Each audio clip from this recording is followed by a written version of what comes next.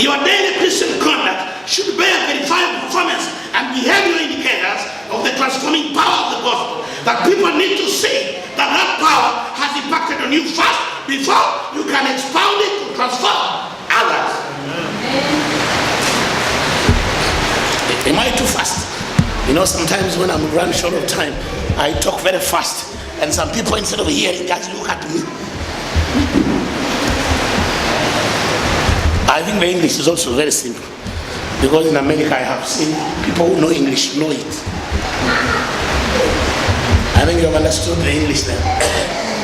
Before you can talk about the transforming power of the gospel, that Jesus saves, Jesus can help you do this, overcome this and that, there must be some indicators within you that you've been transformed yourself. We cannot impact others when we have not been impacted first. When the salt within us has lost its saltness, then it will not have some effect on others. Did you get that? Are you hearing me? Yeah.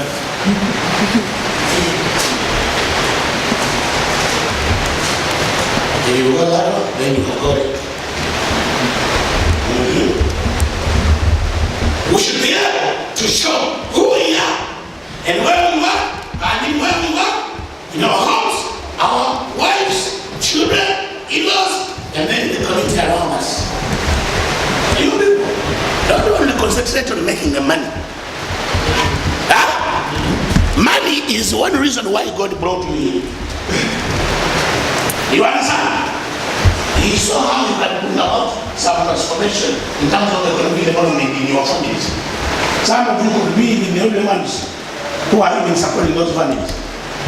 You understand? So God said, I need not poverty eat the whole of us. Let's retire, go to America. Is that okay? I don't know whether some of you sit down and say, why did God allow me to get a visa and come over here? This is why me, every time I come here, I use the opportunity to witness. Because me, America has never refused me a visa. Although now they have a problem with my hands whenever I reach customs. So those of you who live in America, give me some advice. In 2014, when I reached Chicago, O'Hare, I put in my fingerprints, then they said, no, this one doesn't come out. Come out of the line.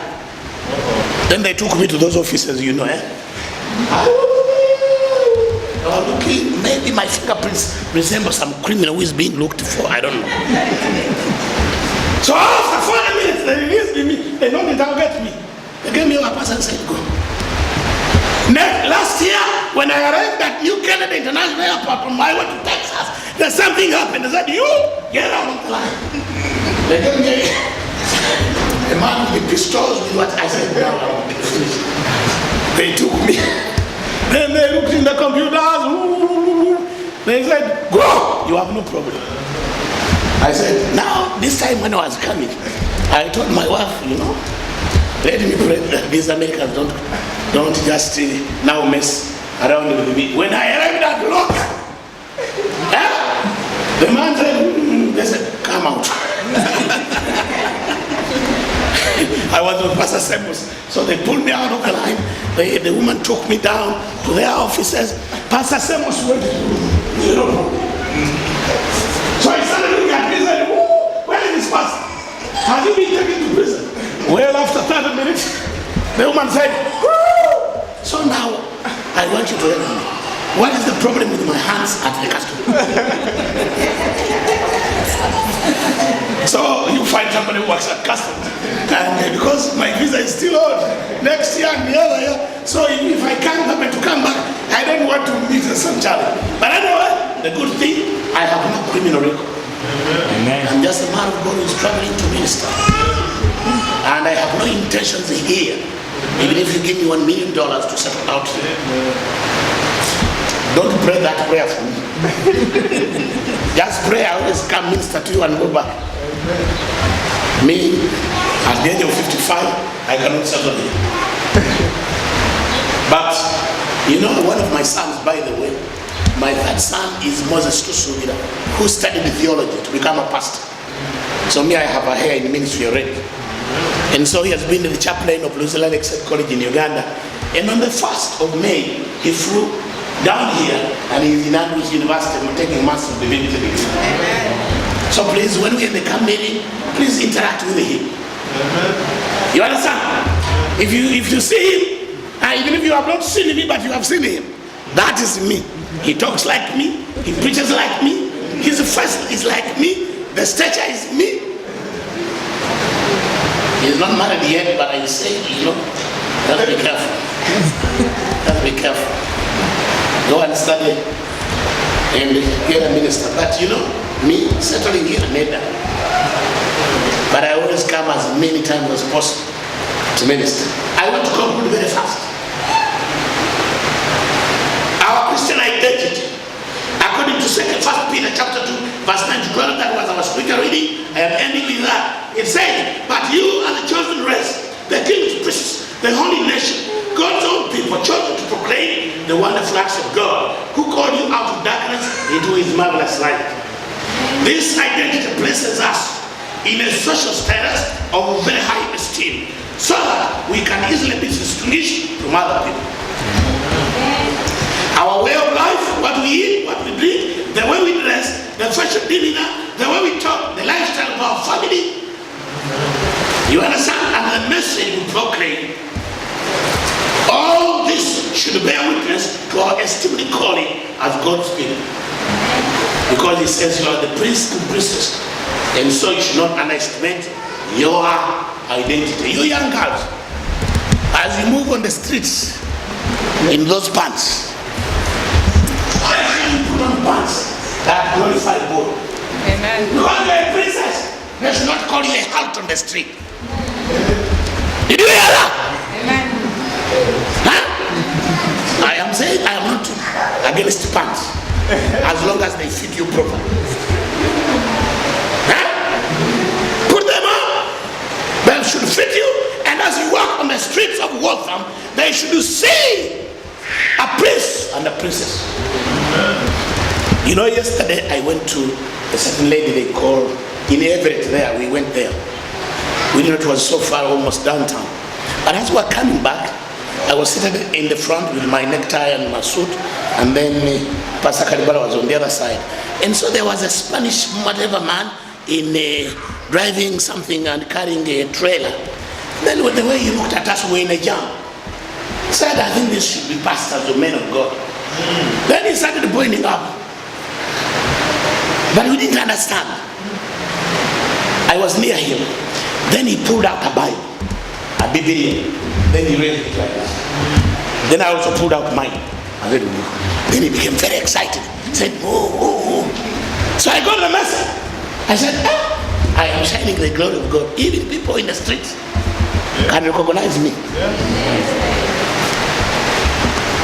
So I'm telling you, wherever you are moving, even as a young girl in school, where you are shining the glory of God.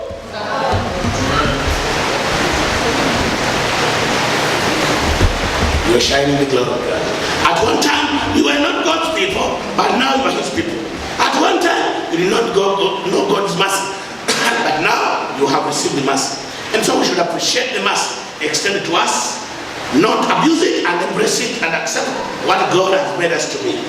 It is a great privilege to be adopted as his sons and daughters, and to be tasked to extend the mercy received to others who are still in darkness and lost in the wilderness of America.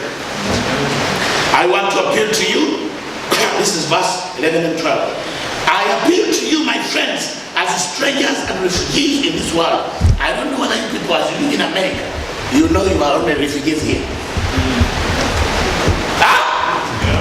That there is no permanent settlement here. Because first of all, there is also death here. So as I was passing through cemeteries, I said, also Americans die and we are dying. You must know, we must know that we have a destiny. Our home is where? We are only changing temporary residence. You were temporary in Uganda, now you are temporary in America, but this is not your permanent home. Even when you seem to be living in a condominium, that is permanent. But you should never forget that we are in transition. Yes. And so don't park here. Don't park in the wilderness here. I am telling you. You are only temporary here. Work as you had, and do certain things, help other people, but we are moving on. Don't give in to bodily passions, which are always at war with against the soul. Your conduct among the heathen, in the New Living Translation, he says, among unbelieving neighbors, should be so good that when they accuse you of being evildoers, they recognize your good deeds and so praise God in the day of his coming. And so Peter here also emphasizes the impact of our Christian lifestyle and behavior norms to non-believers among us and around us, in your home, where you are, in the community where you live. Who we are and living, what we believe and preach has a direct correlation with the results of our witnessing in others. Whether we are lifting him up or not, when we lift him up, he draws others unto himself, as John 12:32 says. When I'm lifted up, I shall draw men unto me. And so we need to lift him up. Here in America, where he has been downtrodden in a variety of ways.